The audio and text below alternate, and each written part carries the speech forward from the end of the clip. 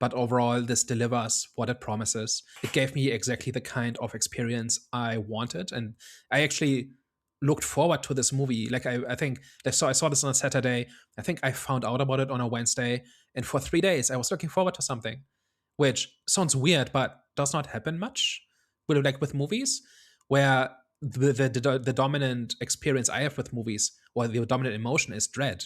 Where I said, "Oh, please don't screw this up," and here said, "Oh, I want to see what they do." Part of me said, "Okay, please don't screw it up," but it was like 10%, and 90% was, "I'm looking forward to seeing this on Saturday," and that was just a nice experience. And then I wasn't punished for it, and then I actually got what I wanted. So I'm totally happy putting this on the shelf next to Airplane and Naked Gun and Top Secret. And maybe that's blasphemy to kind of put them on that pantheon, but I honestly like it's a worthy entry in that genre. It's a tribute to that style, and it does its own thing with that basic style. Maybe not the best movie I saw this year, but probably the most fun I had this year, which is saying a lot.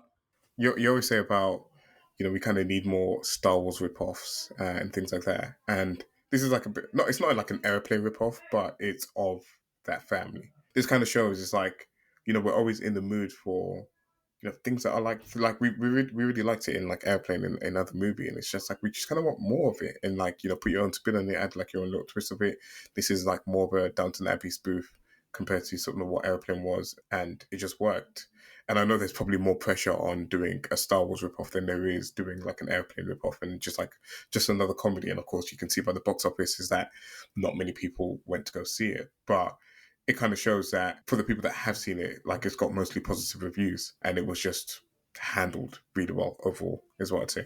Yeah, it's got something like 80% on Rotten Tomatoes.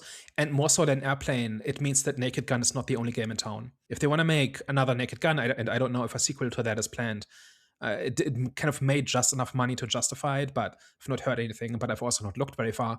But it means they have a little bit of competition. And I think that's a good thing, that there's more than one. Like the whole thing about the ripoffs is, if nobody does any ripoffs, then there's one version of everything, right? If nobody makes a Star Wars ripoff, then there's one version of Star Wars. And if you don't like current Star Wars, then you get nothing. And here, if you don't like Fackham Hall, you get Naked Gun. If you don't like Naked Gun, there's Fackham Hall, and maybe you like that. Because it's similar, but a bit different. And I think that's really healthy, right? Like I want more of this. Like I've been saying for over a year now that ripoffs are the first step in innovation. And here we are with Fackham Hall. Yeah, and that's good for movies.